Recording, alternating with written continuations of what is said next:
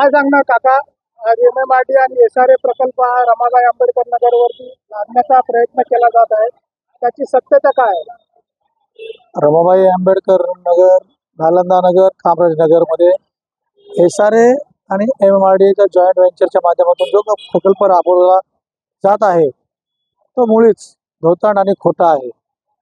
कारण की सरकार एकीकडे सांगतंय की आम्ही फक्त फ्रीवेचं काम करून बाजूला होणार आहोत, दुसरीकडं मुख्यमंत्र्याचा जो हस्तक आहे तो सांगतोय की संपूर्ण झोपडपट्टीचा मला विकास करायचा आहे. मग जर झोपडपट्टीचा सर्व विकास करायचा आहे तर मुख्यमंत्र्यांनी येऊन सांगावं ना. त्याच्या माध्यमातून सांगणं चुकीचं आहे. आणि दुसरी एक बाजू की जर हा परिसर जर मुख्यमंत्र्याला एवढा आवडलाय, विकास करायचा त्याचं ध्येय आणि धोरण आणि उद्दिष्ट असेल तर त्यांनी समोर यायचं. त्यांनी जो आज डी मार्ट ते DV पॉवर चौकापर्यंत जो काही पार्ट आहे कॉर्पोरेट इंडस्ट्रीला त्यांनी बहाल केला, विकलाय. त्यांच्याच माणसांनी त्यांच्याच प्रेझेंटेशन मध्ये सांगितले. दुसरीकडे सक्षम अधिकारी सांगतात ज्यांचा LOI आलाय त्यांना आपण अजिबात हात लावणार नाही. तिसरी बाजू अशी की ज्यांनी LOI आणलाय त्या विकासकावर 13(2) ची कारवाई करून शासन हे कुठंतरी दाबतंय प्रकरण. म्हणूनच मी या ठिकाणी सांगू इच्छितो की आंबेडकरी चळवळीला आता मोठी खिंडार ह्या मुख्यमंत्र्याच्या माध्यमातून रमाबाई आंबेडकर नगर या ठिकाणी लागू इच्छित आहे.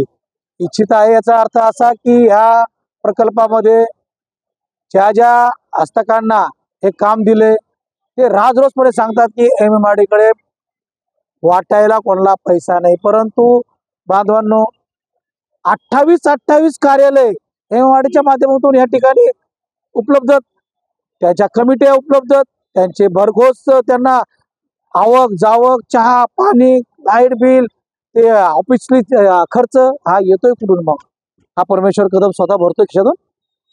तर मुख्यमंत्र्याचा हात आहे तर मुख्यमंत्र्यांनी येऊन मोठी सभा घेऊन ऐतिहासिक जे रमाबाई आंबेडकर नगर आहे त्या ठिकाणी येऊन त्यांनी जाहीर सभा घ्यावा आणि ते सांगावं की मी हा प्रकल्प स्वतः राबवत आहे. त्याला एवढा हा छान आणि सुंदर हा परिसर वाटतोय ना तर नक्कीच त्यांनी करावा. आमचा MMRDला आणि जॉईंट व्हेंचरच्या माध्यमातून SRAला विरोध नाही, परंतु त्यांनी जे काही ह्या ठिकाणी कडकारस्थान लावण्याचा प्रयत्न करतोय ते एकदम चुकीचं आहे बांधवांनो.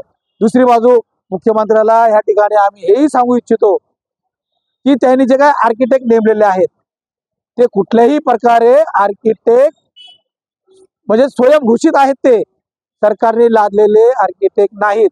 ज्यांची नियुक्ती केली तो एक बागुल नावाचा एक अधिकारी, तो रिटायरमेंट आहे. जो जाधव नावाचा तो एक रिटायरमेंट आहे. रिटायरमेंट लोकांना काय निवडणूक आहे जे आयोग नेमलं जातंय, एखादी चौकशी आयोग नेमलं जातंय त्या ठिकाणी जस्टिस जे असतात ते रिटायरमेंट असतात. तशा प्रकारे रिटायरमेंट अधिकारी आमच्यावर लादून आमचा विकास करायच्या मार्गावर आहात का तुम्ही? हे धोतांड आहे.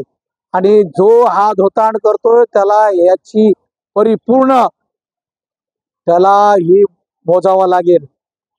त्याला अक्षरशः ही आंबेडकरी जनता कधीही कुठल्या माध्यमातून माफ करणार नाही. थोड्या दिवसात दूध का दूध आणि पाणी का पाणी हे सिद्ध होईल.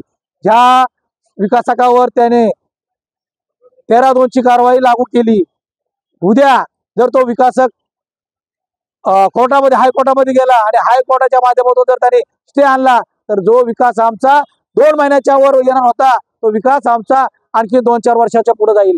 हे कटकारस्थान फक्त आणि फक्त मुख्यमंत्री साहेबाचे काही पडवे दलाल हस्तक या ठिकाणी लोकांच्या मनात संभ्रम निर्माण करून काम करत आहेत. मी बांधवांना जाता एवढंच बोलतो की आम्ही अशा प्रवृत्तीचा जाहीर निषेध करतो.